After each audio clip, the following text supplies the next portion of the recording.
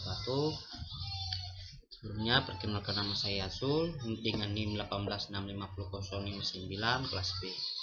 Di sini dalam menyelesaikan review tugas manajemen proyek teknologi informasi, yang dimana bagian fase perencanaan proyek IT. Baik, sebelumnya itu pengertian perencanaan. Perencanaan dapat diartikan sebagai suatu proses pengambilan keputusan yang berdasarkan fakta mengenai kegiatan-kegiatan yang harus dilaksanakan demi tercapainya tujuan yang diharapkan atau yang dikehendaki. Fungsi-fungsi dari sebuah perencanaan yaitu sebagai sarana komunikasi bagi seluruh pihak terkait, merupakan dasar dalam mengalokasikan sumber daya, merupakan tolak ukur dalam pengendalian. Ini merupakan beberapa tahapan mengenai perencanaan proyek. Bagian pertama, menerapkan tujuan, perencanaan alokasi proyek, dan selanjutnya itu perencanaan anggaran dan sumber daya.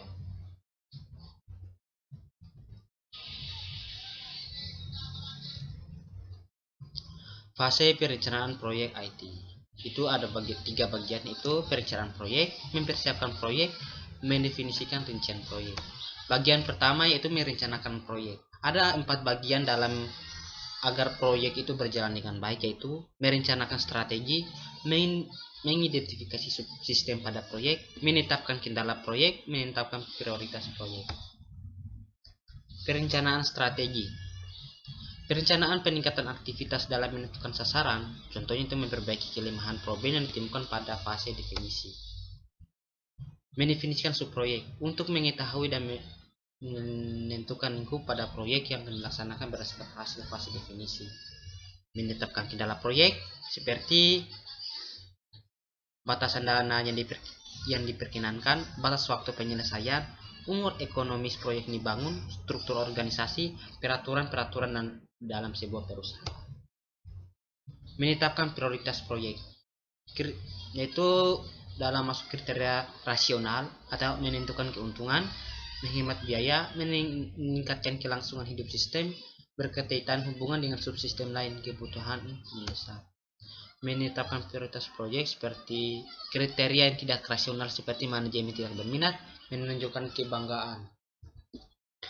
Mempersiapkan proyek. Bagian kedua itu mempersiapkan proyek, itu menunjukkan anggota tim seperti konsultan, melalui tender, personil perusahaan sendiri, gabungan konsultan dan personil perusahaan. Menggunakan jasa konsultan. Dalam sebuah menggunakan jasa konsultan itu memiliki sebuah kelebihan, yaitu waktu penyelesaian cepat dan kualitas yang lebih baik. Sedangkan kelemahan dengan menggunakan jasa konsultan yaitu biaya yang lebih tinggi dan rahasia perusahaan terbuka. Menggunakan resource internal. Kelebihannya itu biaya yang lebih rendah, rahasia perusahaan terjamin, dan kelemahan itu waktu penyelesaian lambat dan hasil kurang berkualitas. Kombinasi menggunakan jasa dan pengumuman proyek. Alasan pengembangan, apa sasaran yang dapat keuntungan pegawai. Mendefinisikan bagian-bagian proyek yang akan dikembangkan. Melakukan studi kelayakan, yaitu memahami proyek yang akan dibangun, menentukan kebutuhan proyek yang akan dibangun. Menilai kelayakan proyek, kelayakan teknik, kelayakan hukum, kelayakan operasi, kelayakan jadwal, kelayakan ekonomi. Kelayakan teknis, apakah teknologi dan tidak diperkirakan pada sistem yang baru, hal yang dipertimbangkan, ketersediaan alat dan teknologi di pasar, ketersediaan tenaga ahli dalam pengoperasiannya. Kelayakan hukum. Dalam kelayakan hukum ini memiliki kata kunci, apakah sistem akan dikembangkan tidak menyimpan dari hukum yang berlaku, hal yang dipertimbangkan, prosedur yang digunakan pada sistem, teknologi jaringan yang digunakan.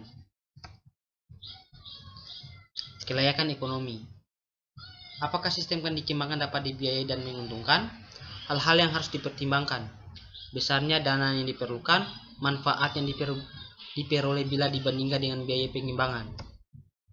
Peralatan teknik dalam perencanaan manajemen proyek. Page art adalah model jaringan grafis yang menggambarkan tugas-tugas proyek dan hubungan antara tugas-tugas tersebut. Gantt chart adalah bagan batang horizontal sederhana yang menggambarkan tugas-tugas proyek berdasarkan kalender. Tiap datang yang diberi nama untuk mewakili setiap proyek. Tugas-tugas tersebut didaftar secara vertikal pada kolom kiri. Pusat horizontal adalah bagian waktu untuk kalender. Mungkin itu saja review materi yang dapat saya paparkan, kurang lebih mohon dimaafkan. Saya akhiri dengan ucapan wabillahi taufik wal hidayah. Wassalamualaikum warahmatullahi wabarakatuh.